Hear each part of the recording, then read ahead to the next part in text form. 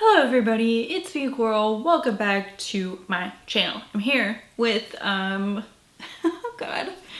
I'm here today with my TBR for March, and that includes my TBR for the Magical Readathon, which is taking place through all of April. I'm very excited about this. This is the third year I'm participating. I think I started the first. I know I started the first year, so I think there's been 3 years.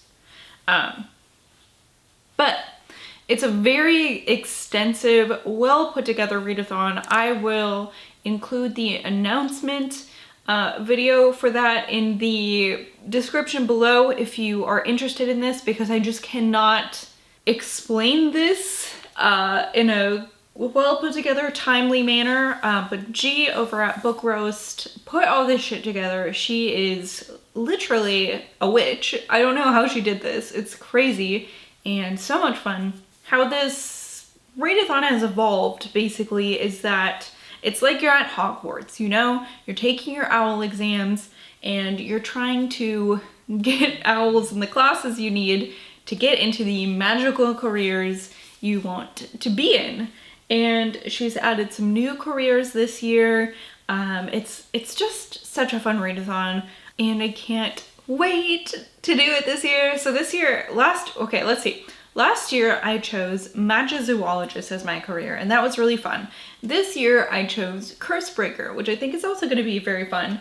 So of course each career has a certain amount and different types of classes you want to pass to go on then to the Newts, which is in a couple months.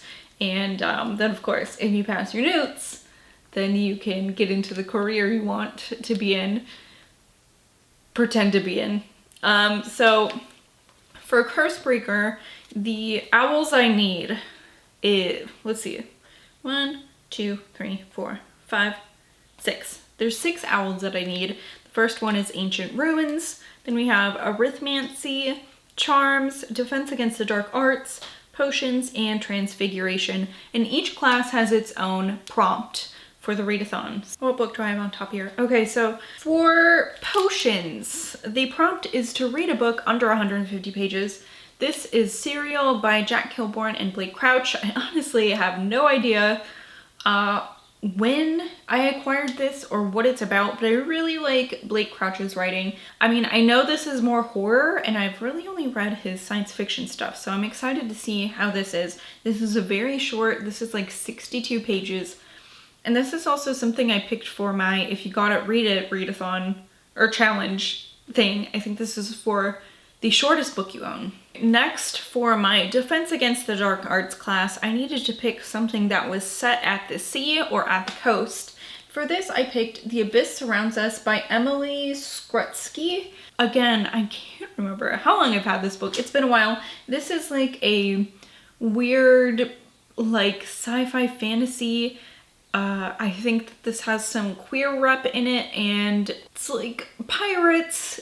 And the main character here has been trained to keep track of the giant watery beasts that this society has genetically engineered to keep their ships safe. So it's like Jurassic Park in the water with pirates and maybe queer? I don't know. It sounds really interesting though, and this is a pretty short book.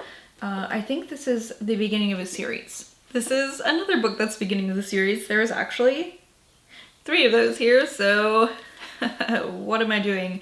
Let's see. This I picked for my Arithmancy class, which was to read a book outside of your favorite genre. This is Poppy War by RF Kuang, and this is like a fantasy book. It's about I think she's a girl, a young peasant.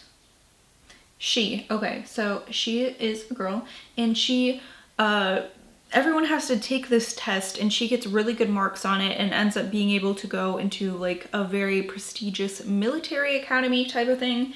That's all I really know about this. I'm excited, so excited to get into this series though. I have the second book, so like I could read that right away if I wanted to. Zach got me this for Valentine's Day, and he picked well. Okay, next I have My Lovely Wife by Samantha Downing. This is like a domestic thriller, and I picked this one for my charms class, which was, the prompt was to pick a book with a white cover. And I don't really know much about this at all, besides that it's a domestic thriller. I tend to like to keep thrillers that way because I feel like synopsises are much too free with the information they give away. And this one was one of my 5-star predictions for the year, so we'll see how it lives up to my expectations. I've heard it's a really good thriller. Okay, next I have The Family Next Door by John Glatt. This I picked for Ancient Runes. The prompt for that was to pick a book with a heart on the cover or in the title, and you might be saying, Coral, there's no heart on this cover, but there is. The heartbreaking imprisonment of the 13 Turpin siblings and their extraordinary heartbreaking, right here, heart.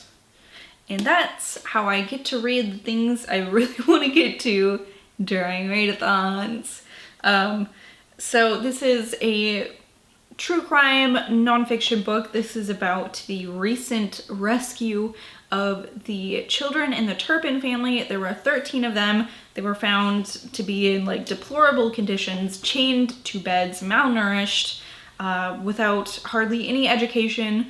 And it's a sad story. I'm looking forward to reading this. I really want to see what John Glatt has to say about it. He is a pretty well-known true crime author. I have a couple of his books, and I think I have read 2 or 3 of them, and I've liked them so far. So hopefully this one's good too. Okay, and next for my Transfiguration class, the prompt is to pick a book that has shapeshifters in it. So I picked The Shadow of the Fox by Julie Kagawa. This is a fantasy book, of course, about shapeshifters. Oh my god, I think I've said that every time I've talked about this book on this fucking channel. Shapeshifters. It's about shapeshifters.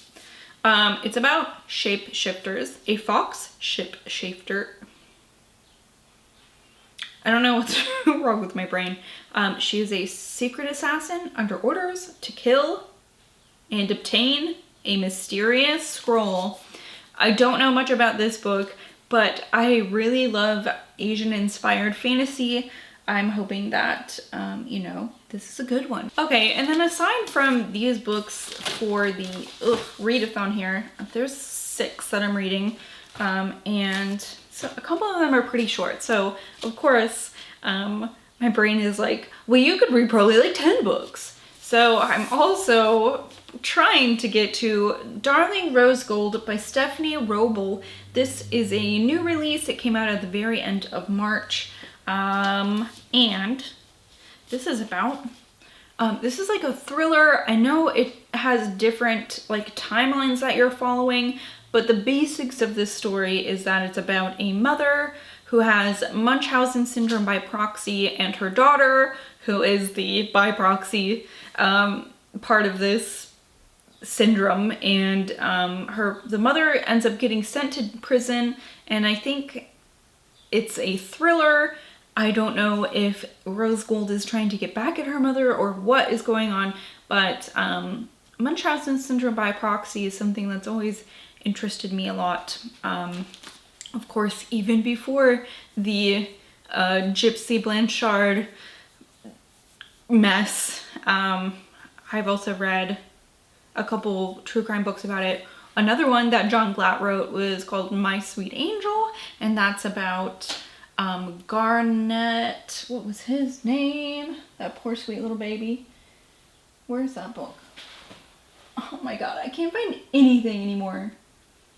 I know I just saw it. I hate it here. I cannot find the fucking book. Like, there's no reason for me to not be able to find this book. I know what it looks like and I know what color it is and where it should be on my fucking bookshelf, but I can't find it because I had this stupid fucking idea that maybe I should arrange everything by color because it looks so nice, and now I can't find fucking anything, and it was the dumbest decision I've made recently. I remember his name though. His name was Garnett Spears, and his mom's name was Lacey Spears, and she had Munchausen syndrome by proxy and ended up causing the death of her son. And anyways, that's another good book to read if that also interests you. Holy shit, I'm gonna have to cut like 10 minutes of me looking at every single fucking book on my bookshelf out. It's awful.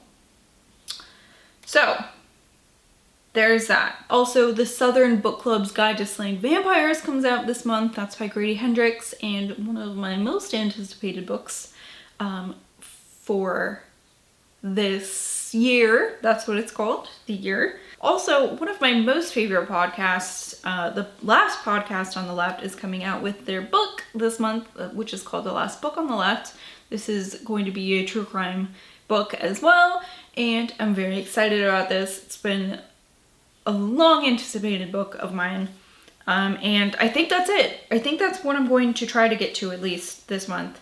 I'm being maybe a little bit ambitious, but especially like because of how my reading's been, but also I think the last couple books I've read, like I read a lot of really good books, and then a lot of them after those good books that I read in March. Oh my god, I'm sorry.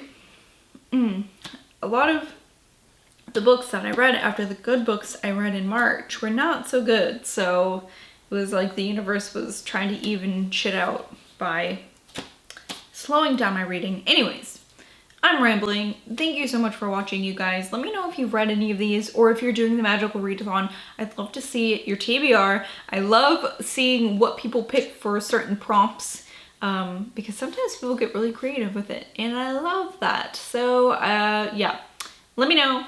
Leave me a comment. I'll see you guys later.